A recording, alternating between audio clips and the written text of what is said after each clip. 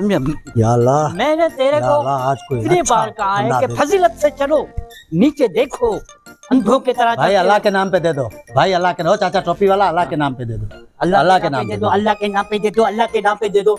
अरे बाबा देखो, अपनी हालत देखो कैसे मोटे हो, 8-10 रोटी खा जाते हो, फिर बोलते अल्लाह के नाम पे। जाओ मजदूरी करो, कमाओ।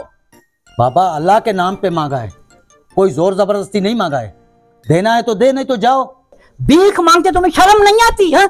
अरे मेरे सिल्लू को देखो, हाय हाय, सदके जाओ। कितना कमाता पता है? दिन रात मेहनत करता है, बोरियां उठाता है, 1000 रुपया दिहाड़ी कमाता है।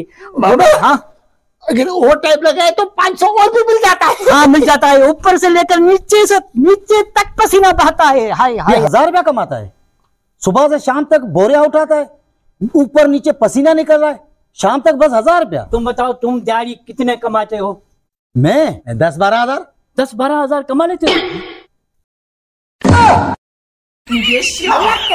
बाबा जो दे उसका भला तो ना दे उसकी। no.